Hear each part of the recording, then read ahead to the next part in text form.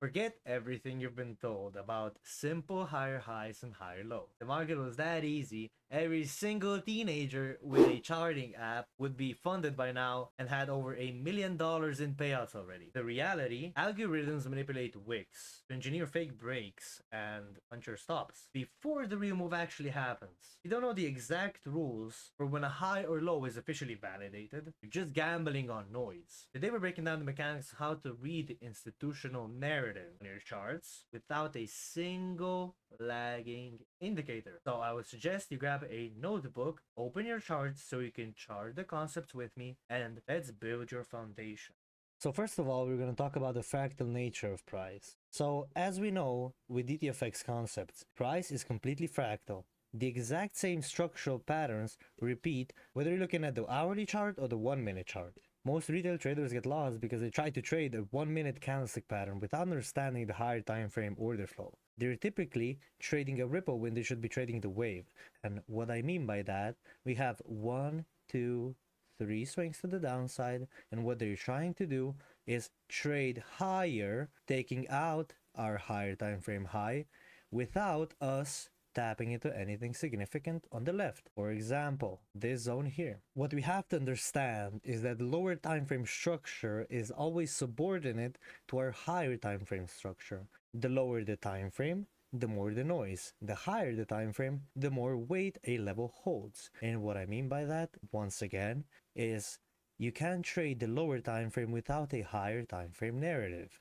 So if we go to look at institutional structure, for example, this is our higher time frame narrative, typically mapped on the daily, 4-hour or 1-hour chart, depending on your trading style. If you're trading the M1, I would suggest you do 15-minute as your higher time frame and do a daily top-down analysis before market open. It defines your macro bias and locates where the heavy institutional capital is resting, such as zones, protected highs, protected lows, top of the range, bottom of the range. You look at this first before every single session. It tells you whether you should be looking for bottom of the range longs or top of the range shorts. You never fight the institutional structure. You never fight the higher time frame order flow. Trying to trade against higher time frame order flow would be like trying to catch a falling knife. So let's dive into intermediate structure. What is intermediate structure? Intermediate structure, I would define it as your current time frame structure we are actually observing and tracking during the session. For example, a 15-minute, a 5-minute, or 1-minute chart, depending on your style again. It maps out the internal swing ladder and tells us how price is delivering towards or away a higher time frame institutional zone. So this is where we look for valid breaks of structure versus V-shaped recoveries to see if the immediate trend is sustaining or failing. This is your primary operating lens. It bridges the gap between macro bias and micro execution, helping you to manage your risk and define your targets.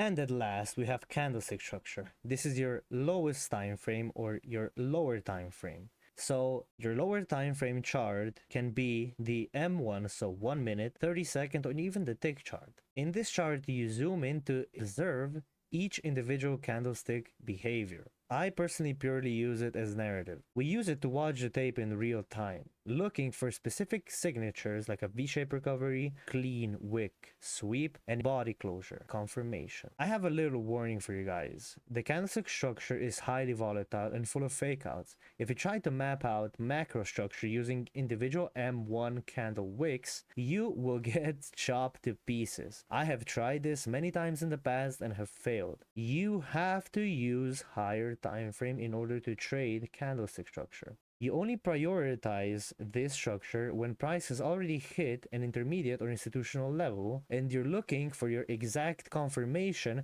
to press the execution button. So, how to frame the chart is a step-by-step process actually. The first and foremost, you locate institutional structure to find out where the market wants to go. For example, let's say this was our previous higher time frame or institutional structure swing point. Then the second point would be to watch the intermediate structure, how it's behaving, how many swings did it take us to tap that level. So we usually in a trend get 4 to 6 swings before we reverse. In this case, we had 1, 2, 3, and the fourth one failed and put a new high. I will talk about flips later in this video, but we see price flipped after tapping our higher time frame level. To further refine the entry, you can also go on the candlestick chart and look for a lower time frame flip. So moving on to protected highs and lows. So the core mechanic is a level isn't protected just because it looks clean. It's protected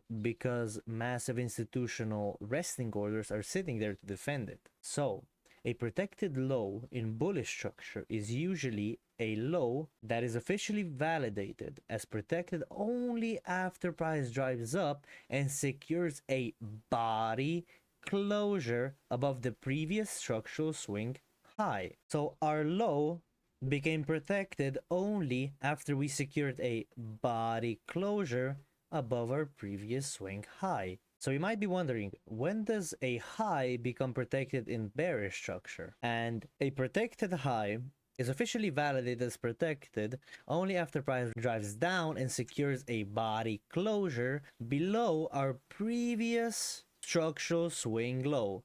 So price wicking this low does not indicate this high is a protected high. There has to be a body closure below that institutional low. So if you think about it, if the market makers spent millions of dollars to force down a body closure and break structure, they will protect the origin of that move. If price returns to a true protected high or low, expect a sharp rejection, not a breakthrough. So you might be wondering, when protection flips, what happens? That we call a structural failure or a flip. A protected high remains valid until a body closure actively closes past it. So for example, here in the charts, right here with this bearish candle, we did not get a flip of the protected high. With this bullish candle, however, we got that body closure above our protected high, and we say that price flipped or changed structure. So you might be wondering, what happens when a protected high fails and price closes above it with a candle body? That is no longer protecting the market. The order flow has completely flipped bullish. As we see, when price closed above this protected high, we continued with bullish PA all the way until the next candle body closure below a protected low. Now let's talk about the concepts of weak highs and weak lows. And I'm just going to be really brief when it comes to that. So when a high fails to deliver a new structural low and fails to close with a body below it, that's where I consider this high a weak high. This high is now officially considered a weak high, and what we consider with weak highs, there usually are targets when it comes to price action if there is no closure below our previous low. So using basic DTFX terminology, we don't use break of structures as reversals. Reversals are a completely different thing as to break of structures. Break of structure happens when we go and trade below our swing low for the bearish side of things and our swing high for the bullish side of things. So all of these areas that I'm marking out here, these are BOSs or break of structures going down. This is continuations. What a reversal is when we close with a body closure above a protected high, also referred to as the flip earlier in the video. So break of structure happens in a continuation and a reversal happens when there is a flip. So let's talk about swing points. Swing points are literal turning points of price on your chart. They represent the peaks, so the actual swing highs, and the valleys, swing lows, where the market ran out of orders in just one direction and shifted to the other. Think of swing points as boxes. I will explain later why this is relevant. So these boxes represent, and it's usually how we draw the swing points. So this is how we would draw a bullish swing point. So a swing high being put in, a swing low, and then price comes up, closes with a body closure above that swing high, and makes this low a protected low. This is our previous swing point. What we usually see with our previous swing points is a tap of the 50% and a trade going into the other direction. Just like here, we had this swing high and swing low. We could mark it with a box again. So from the swing high through the swing low, which is the lowest point. Once price goes and trades above the swing high, this becomes the protected low, just like we talked about earlier in the video. Just remember that price doesn't always come to tap into the 50% and trade away. Sometimes it can also tap by 10%, it can tap by 30%, usually where a famous zone is located at, or the 70%, usually where the origin of the move is located at. But beware, swing points actually have another property, which is validity. A valid swing point only becomes valid when there is a closure, the first bearish candle in the up move. So in this current example here, the validity of this bullish swing would come only after we closed above this bearish candle. Why does this validity here matter? Is because we only count validated swings, and we only trade from validated swings. Just to give you guys an example from the bearish side, we look at this as the swing low. We look at this as the swing high. It created a swing. This is what we call a swing. We had a closure below. This is our protected high.